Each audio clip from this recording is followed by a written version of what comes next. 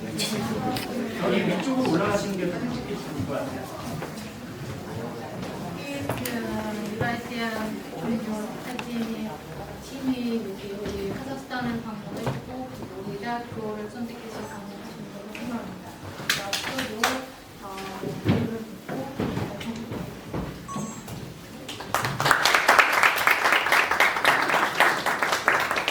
같이 사진 찍으면 돼요.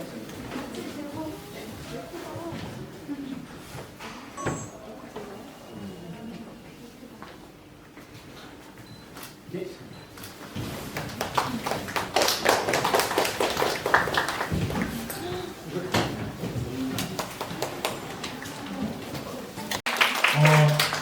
오늘 2시부터 4시까지 특강이 있고 4시부터 5시 반 정도까지 우리 학생들하고 대면식이 있는데 끝나고 저녁 식사를 같이 하게 될 것 같아요. 그래서 우리 선생님 저까지 5분하고 우리 학생들 10명 그리고 여러분들 모두 한국당에 가게 됐는데 자밀라 선생님 네, 선생님 한 분 좀 늦게 들어오셨는데 악사날리에바 자밀라 선생님 우리 대학교에서 공부했고 아까 간단하게 인사드렸는데 저는 카자흐국제관계교 세계언어대학교에서 2009년부터 지금 코리아 파운데이션 학연 교수로 강의하고 있습니다.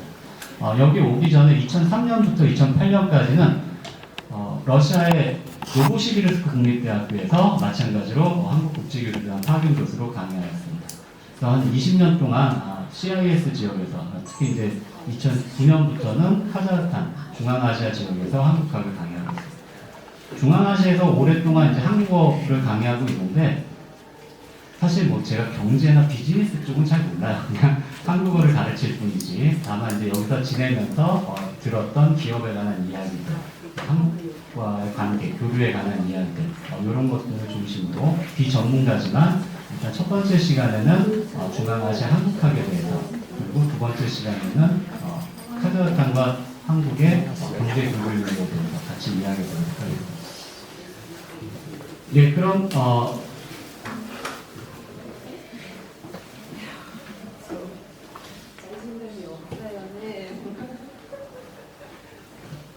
네, 우선 중앙아시아라고 할 때 우즈베키스탄, 카자흐스탄, 키르기스탄, 타지키스탄, 투르크메스탄 이렇게 5개국을 중앙아시아라고 이야기하는데 사실 이제 지리적으로는 여기에 아프가니스탄이라든지 중국 서부에 이제 신장 자치구 그리고 이제 중국 북부에 이제 내몽골 지역까지 포함을 하는데 이제 지리적인 개념으로 그렇고 보통 이제 정치적인 개념으로 소비에트 시절의 공화국이었던 이 5개 우즈베키스탄, 카자흐스탄, 키르기스탄, 타지키스탄, 투르크메니스탄 이 5개 나라를 말합니다. 이 중앙아시아 지역은 면적이 굉장히 커요. 그래서 이 중앙아시아 지역이 한반도의 18배 상당히 넓은 지역이죠. 그런데 인구는 남북한 인구 정도 사실 남북한 인구보다 조금 적습니다. 그래서 그만큼 넓은 지역에 적은 인구가 살고 있다. 그리고 이 우즈베키스탄, 카자흐스탄, 키르기스탄, 타지키스탄, 투르크메니스탄을 우리가 그냥 스탄 나라 이런 식으로 표현하는 경우가 있는데 스탄이라는 표현은 그냥 페르시아어로 국가, 나라, 땅 이런 정도의 의미를 지금 정리하고 그렇게 따지면 아프가니스탄이라든지 파키스탄이라든지 이렇게 있을 텐데 스탄이라는 표현보다는 여기에도 어쨌든 5개 나라가 5개 민족 예를 들면 이제 우즈베키스탄이라는 것은 우즈베크 민족의 나라라는 뜻이죠. 그러니까 카자흐스탄은 마찬가지로 카자흐 민족의 나라. 그래서 우즈베키스탄, 카자흐스탄, 키르기스탄, 타지키스탄, 투르크메니스탄이라는 이 국가의 주요 민족은 우즈벡, 카자흐, 키르기스, 타직, 투르크멘 이렇게 되는 겁니다. 근데 이 5개 민족이 사실 같은 민족은 아니에요. 같은 지역에 비슷한 지역에 살아왔던 것뿐이지 같은 민족은 아니기 때문에 일단 언어가 달라요.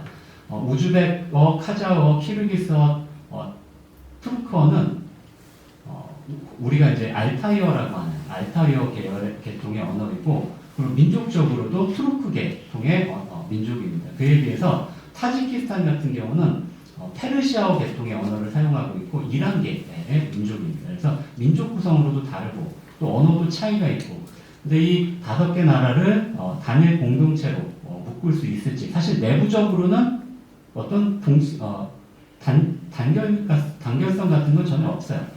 사실 우리가 중국하고 일본하고 한국이 비슷한 지역에 있다고 해서 동북아로 무슨 연대를 맺겠다든가 이런 논의를 하진 않잖아요. 내부적으로는 이런 단일체는 아닌데 그럼에도 불구하고 지리적으로 가깝고 또 역사적으로 이 중앙아시아의 민족들이 여러 민족들이 이 지역에 혼재되어 살아왔고 그리고 또 언어적인 부분에서 러시아어를 공용어로 사용하고 있다는 점 그리고 문화적 종교적으로 이슬람의 영향을 많이 받았다는 이런 공유 때문에 한국에서는 이제 사회적 단일체로 접근을 하고 있습니다. 여러분들도 사실 중앙아시아라고 하면 이 5개 나라들 중에 아마 우즈베키스탄 정도를 아마 좀 알고 있었을 거예요. 이제 한국에 그만큼 우즈베크인들이 많이 와 있어요. 뭐 노동자라든지 뭐 이렇게 많이 와 있고 그래서 우즈베키스탄 정도만 알고 나머지 나라는 잘 알지 못할 텐데 이 5개 나라를 어떻게 접근하는 것이 좋을지에 대해서 오늘 이야기해 보도록 하겠습니다. 그래서 우선 중앙아시아에 민족이 굉장히 많은 민족이 있다라는 건 이제 한국에서도 최근에 문제가 되고 있는 다문화 문제 같은 것도 생각하면서 중앙아시아는 어떻게 그 문제를 극복해 왔는지 그리고 또 어떤 문제가 있는지 하는 것도 한국에서 참고를 하면 좋을 것 같아요. 그 다음 이제 여러분들 전공은 아니지만 한국어 교육이라는 것과 한국학이라는 것이 어떻게 다르고 어떤 역할을 하는지도 한번 구분을 하면서 생각해 봤으면 좋을 것 같아요. 이번 시간에 이 이야기에 대해서 의논해도 좋고 아니면 여러분들이 한 번씩 고민을 해보고 나중에 따로 스스로 맞는 답을 찾아보시면 좋을 것 같아요.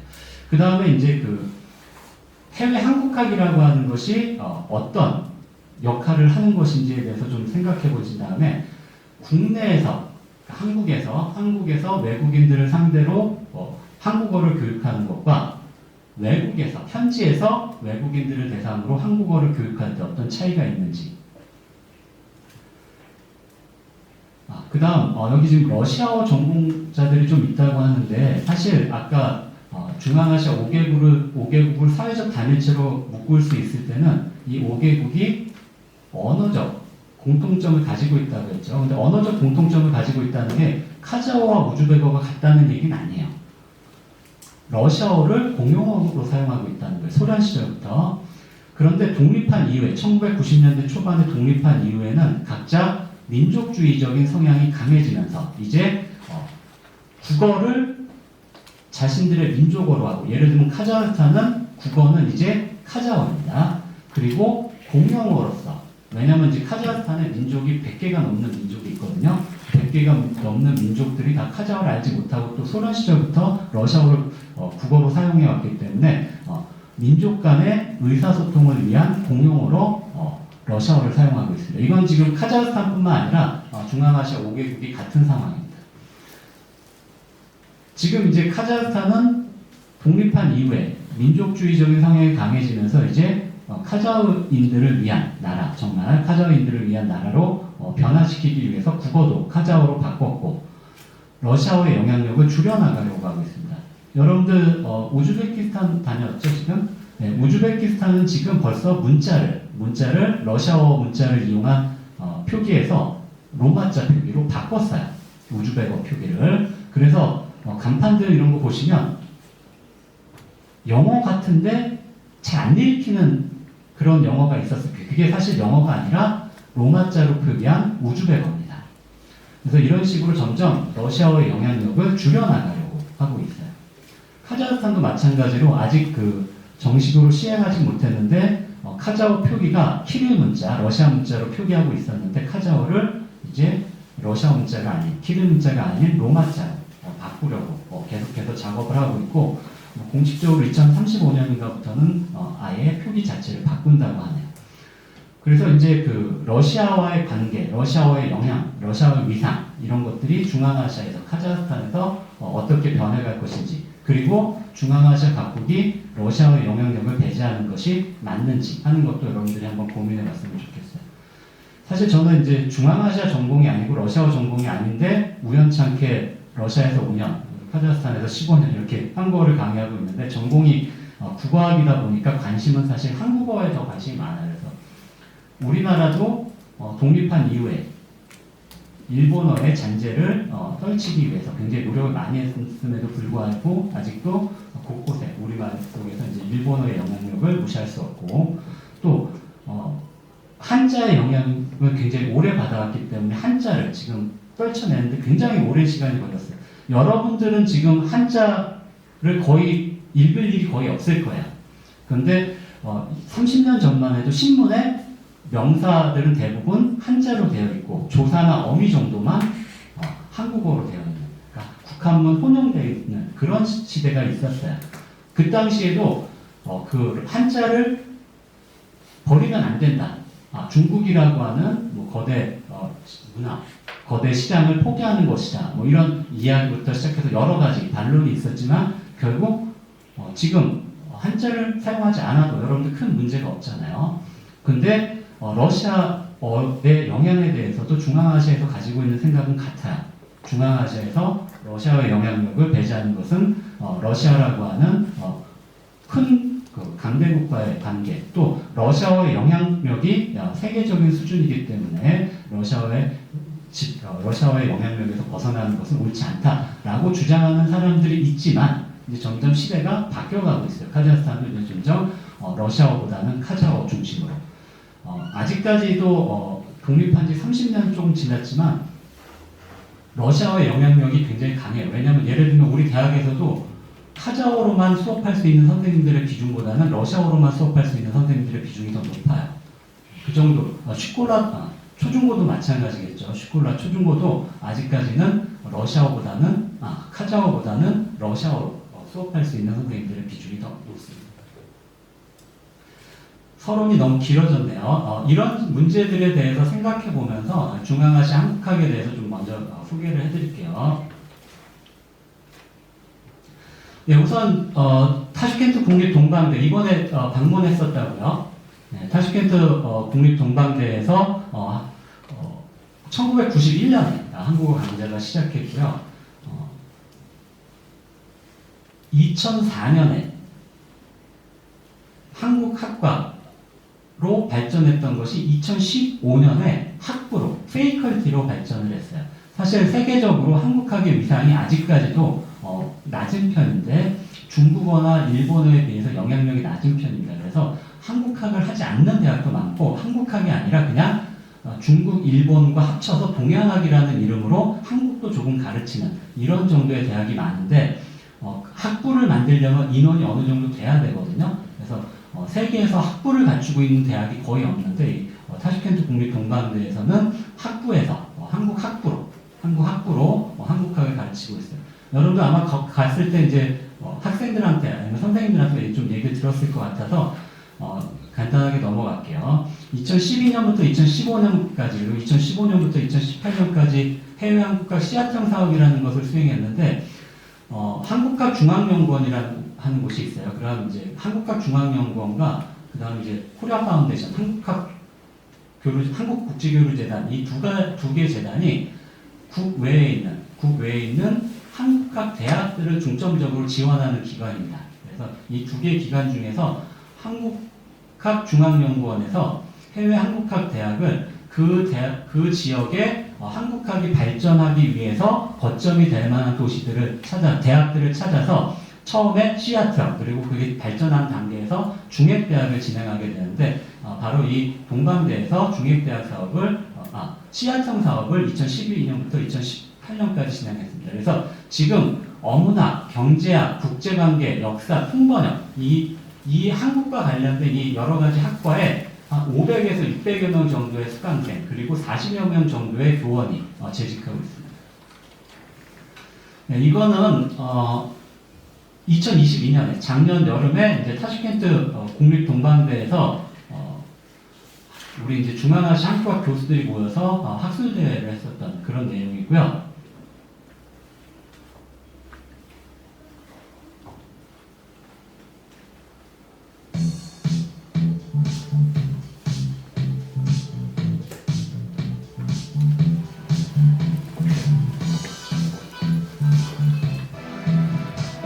네, 여기 타슈켄트 다녀오셨죠? 네. 학술대회 장면이 안 나오고 다.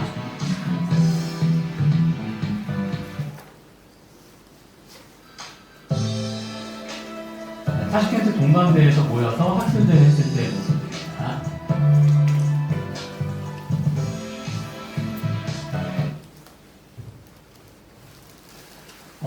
수업 특강을 좀 일찍 마치고 끝에 질의응답식을 따로 가질 거긴 한데 혹시 중간에라도 궁금한 게 있으면 그때 질문해도 괜찮아요.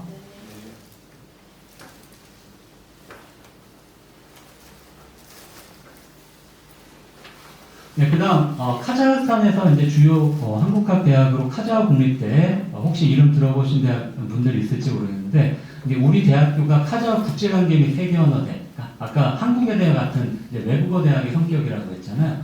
이 카자흐 국립대는 한국의 이제 서울대와 같은 그런 위치의 대학교입니다.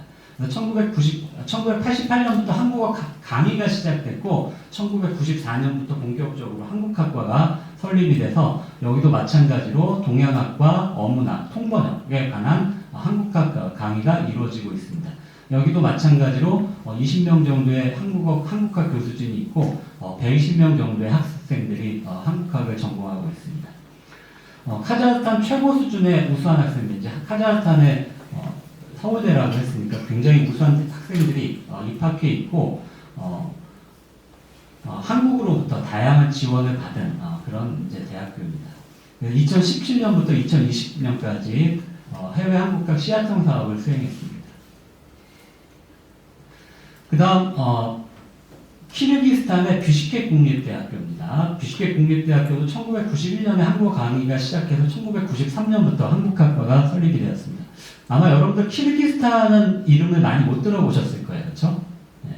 그래서 중앙아시아 5개국 중에서 한국과 거리적으로 아니면 이제 그 한국학과 관련된 것이 그나마 가장 많이 되는 것이 카자흐스탄, 키르기스탄, 우즈베키스탄 이 세 나라고 타지키스탄과 투르크메니스탄은 지리적인 위치에서 한국과 그리고 또 이제 정치 체제적인 부분에서 교류가 그렇게 많지 않고 한국어 교육이 크게 발전하지 못한 상태입니다. 한두 개 대학에서 한국어 강의를 하고 있긴 한데 이 세 개 키르기스탄, 카자흐스탄, 우즈베키스탄 이 세 개 대학에서 그리고 특히 이제 지금 설명했었던 타슈켄트 동방대 그리고 카자흐 국립대 그리고 비슈케크 국립대 이 세 개 대학에서 한국학을 주도하고 있다고 생각하시면 됩니다. 네, 그래서 제1회 중앙아시아 한국학 교수협의회 학술대회를 키르기스탄의 비슈케크 인문대, 지금은 이제 비슈케크 국립대로 이름이 바뀌었는데 비슈케크 인문대학교에서 2013년에 처음 열었을 정도로 한국학에 대한 열의가 굉장히 강한 그런 나라입니다. 자, 그 다음 우리 대학교 정식 명칭이 카자흐 아블라이안 국제관계 및 세계언어대학교예요. 아까 들어오는 입구에 아블라이안이라고 하는 인물의 흉상이 있다는 거 소개해드렸죠. 그래서 카자흐 아블라이안 국제관계 및 세계언어대 이름이 좀 긴데 그냥 쉽게 말하면 외국어 대학교입니다. 외국어 대학교. 그래서 외국어 대학교다 보니까 현지에서는 옛날에 이냐지라는 표현으로 불렀었어요. 이누스트라니지 이제 이냐지라고 보통 이쪽 현지에서는 대부분의 한국인들이 우리 대학교 이름 너무 길기도 하니까 그냥 이냐지 이렇게 이야기해요. 외국어 대학이라는 이름으로. 어쨌든 이제 정식 명칭은 이렇게 길지만 그냥 외국어 대학 정도, 카자흐스탄의 외국어 대학이다라고 생각하시면 될 것 같아요. 1993년에 한국어 강의가 시작됐고 1998년부터 이제 본격적으로 한국어 전공이 설치가 됐습니다. 2012년에 한국학센터가 오픈을 했고요. 지금 20명에서 22명 정도의 교수진 그리고 400명 정도의 학생이 공부하고 있습니다. 2012년에 해외 한국학 시야청 사업을 카자흐스탄 최초로 수행했고요. 2015년부터 중ек대학 사업, 중앙아시아에서 최초로 유일하게 지금 진행하고 있습니다. 뭐 다른 대학들도 굉장히 열심히 하고 훌륭한 대학이지만 좋은 대학교입니다. 우리 대학교. 그래서 제4회 중앙아시아 한국학 교수협의 학술대회를 우리 2016년에 우리 대학교에서 했었는데 이 건물이 지금 좀 다르죠? 지금 여기에 우리 대학교의 본관 그리고 1관, 3관이 있고 2관은 다른 쪽에 있어요. 2관은 다른 쪽에 있는데 우리 한국학이 그 2관에서 있을 때 그때 행사들을 해서 행사 장면이 옛날 건물 사진들이 많이 나옵니다.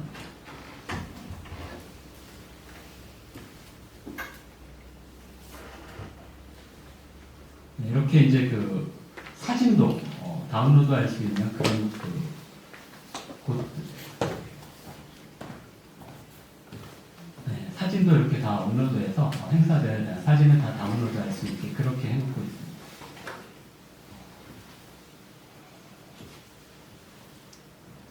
네, 그 외에도 사실 중앙아시아에 대학이 상당히 많아요. 한국학을 하는 대학은 많은데 주요 대학 4개 대학만 먼저 우리 대학을 포함해서 4개 대학만 먼저 말씀을 드렸고 타슈켄트에 니자미 서범대학교라고 하는 굉장히 역사가 유구한 대학교 있고 그다음 카자흐스탄에 나자르바예프 대학교. 혹시 조금 사전 정보를 공부한 학생들은 카자흐스탄 지금 대통령 이름이 누군지 혹시 아나요? 전임 대통령이 혹시 누군지 알아요? 네, 나자르바예프 전임 대통령 이름을 따서 대통령 이름이 나자르바예프 대학교예요.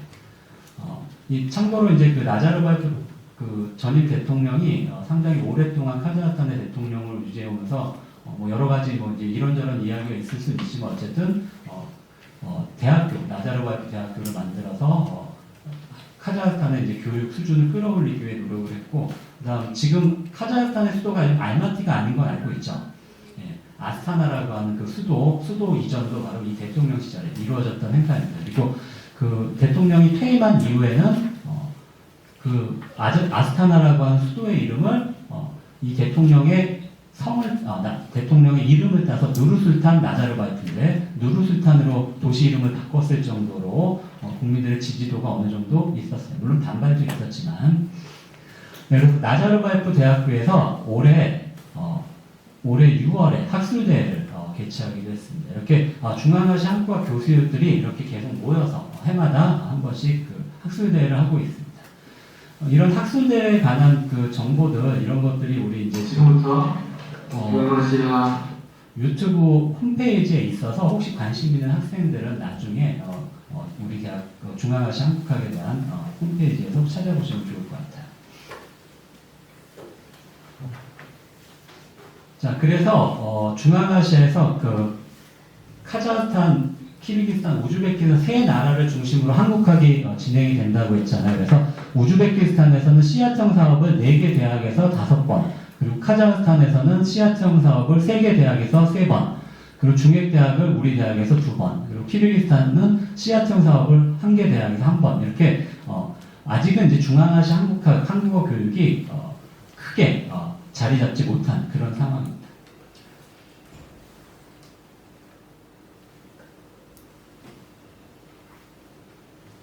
여러분들 그 점심 식사는 어디서 했어요?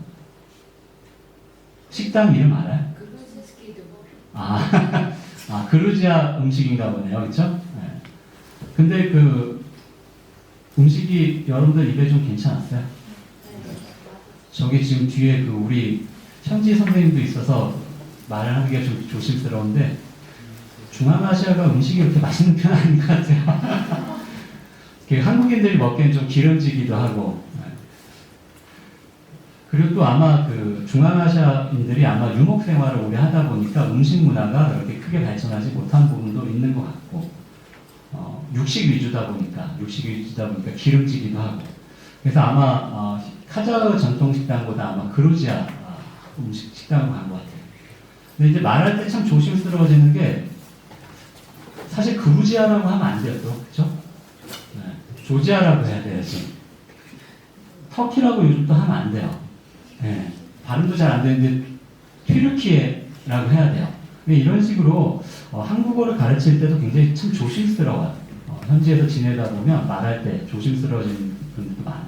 근데 여러분들도 마찬가지일 거예요. 외국에 나가서 눈치 안 보고 한국인으로서 당당하게 살아갈 수만은 없어요. 일단 한국인으로서 당당하게 살아간다는 건 말이 안 되고 외국에 가면 그 나라에 맞춰서 살아가야 돼요. 자, 그럼 외국에서 왜 한국어 교육, 한국학이 필요할까 하는 것에 대해서 여러분들 좀 생각을 해보면 여러분들 한국어 교육하고 한국학은 같은 걸까요?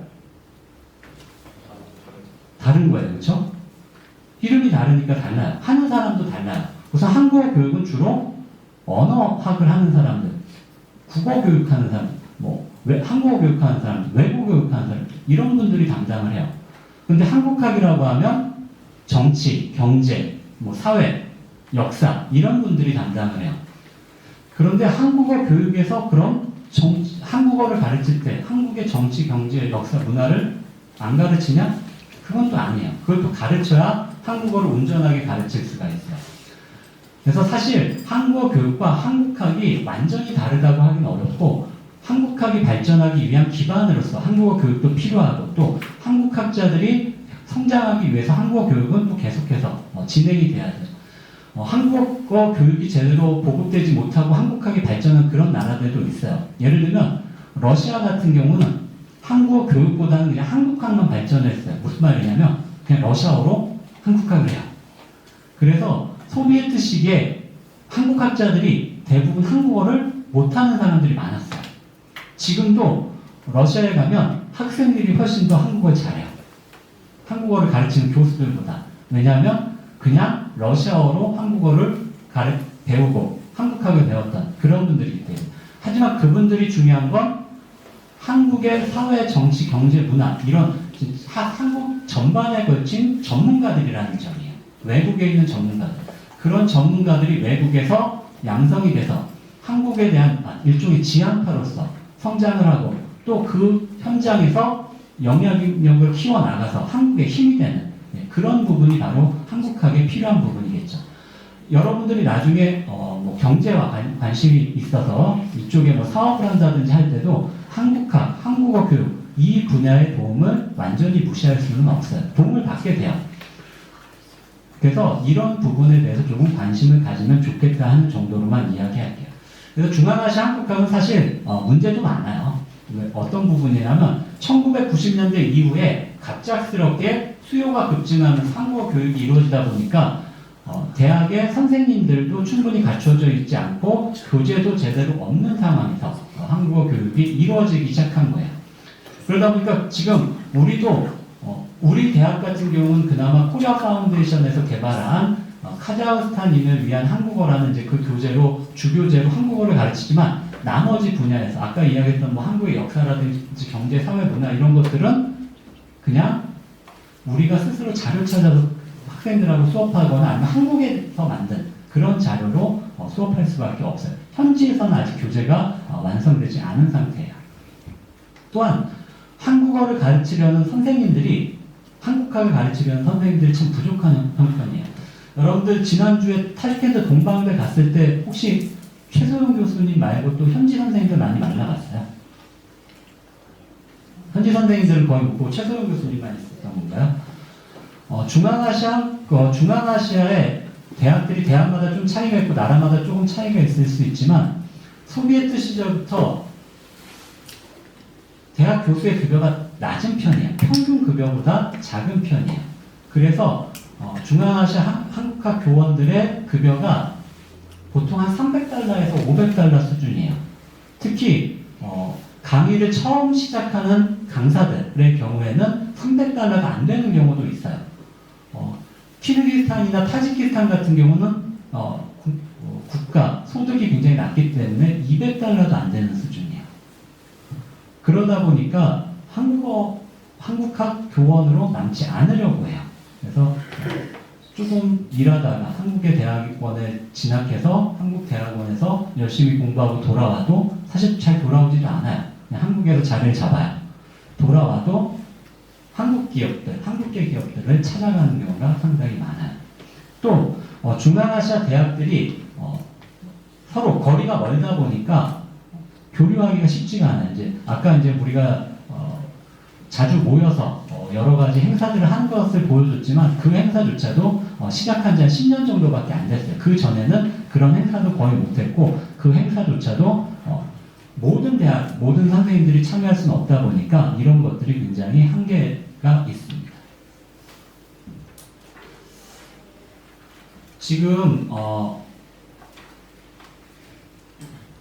남은 내용들이 많기는 한데 여러분들 혹시 중앙아시아 한국학이나 한국어 교육 쪽 아니면 이제 다른 이야기여도 괜찮아요. 한 10분 정도 자유롭게 질문을 해주시면 거기에 대해서 나나 아니면 저기 중앙아시아 전문가 오상원 선생님 아니면 저기 우리 우리 현지인 선생님, 아르잔 선생님도 있으니까 다양하게 대답할 수 있을 것 같아요.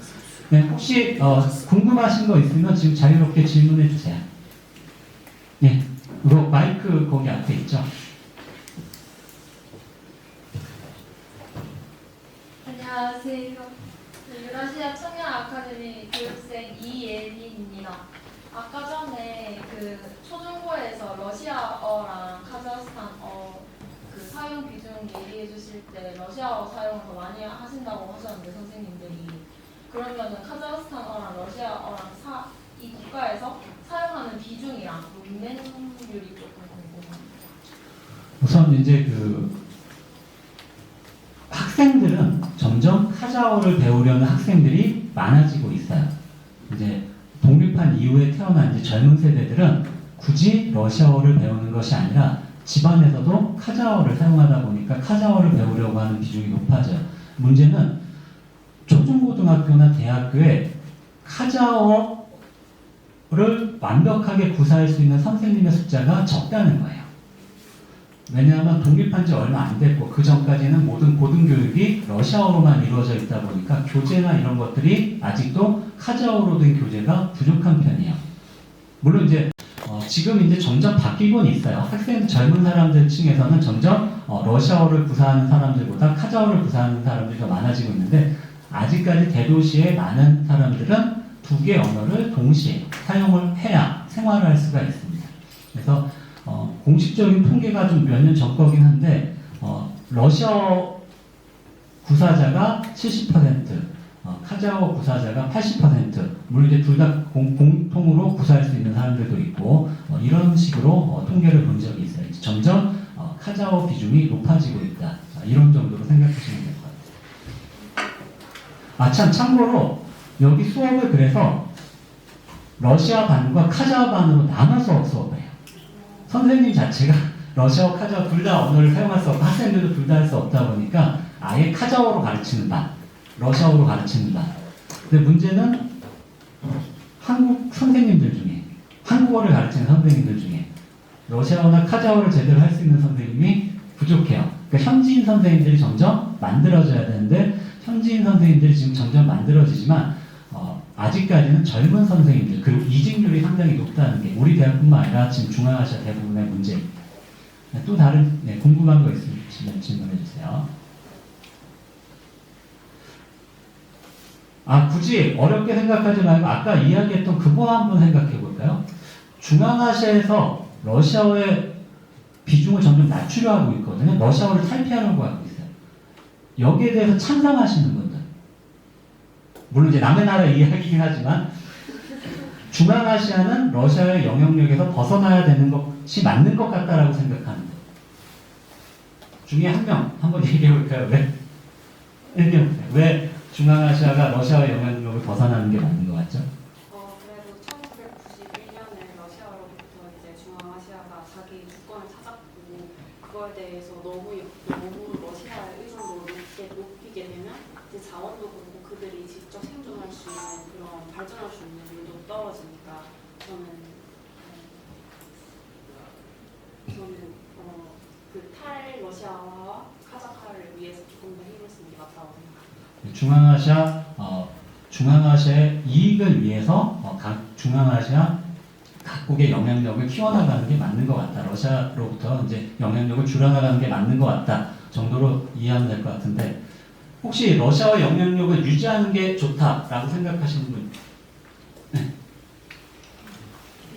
네. 안녕하세요. 저는 러시아어랑 중국어를 전공한 유라시아 청년 아카데미 오기 안형민이라고 하는데요.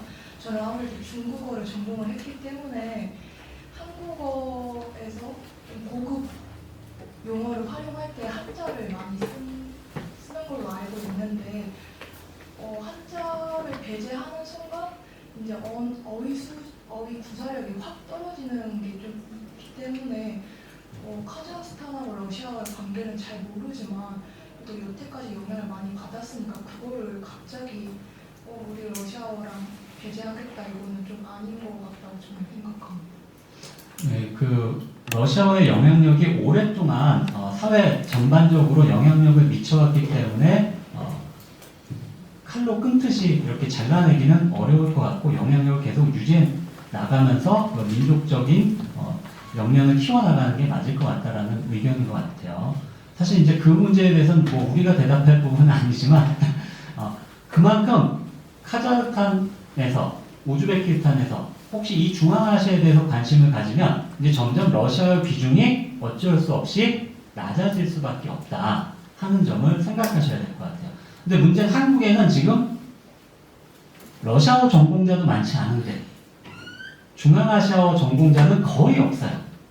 중앙아시아어를 구사할 수 있는 사람이 굉장히 적단 말이에요. 근데 여러분들이 만약에 한국에서 기업이 진출하거나 할 때 물론 이제 영어라든지 러시아어라든지 이런 걸 이용하긴 하겠지만 점점 중앙아시아 언어 자체를 구사할 수 있는 한국에서 중앙아시아 전공자들이 많이 나와야 되기도 하고 중앙아시아 내에서 한국어를 구사할 수 있는 사람들이 많이 나와야 되기도 한다는 점. 그래서 이제 한국어 교육, 외국의 한국어 교육, 한국학이 바로 그런 점에서 중요하다는 것을 좀 생각하시면 좋을 것 같아요. 참고로 혹시 여러분들 고려인이라는 표현 많이 들어봤죠?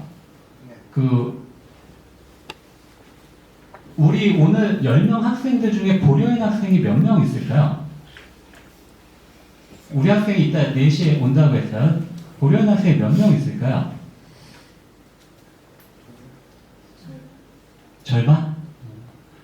혹시 타슈켄트에 갔을 때 현지 학생들하고 이야기해봤죠?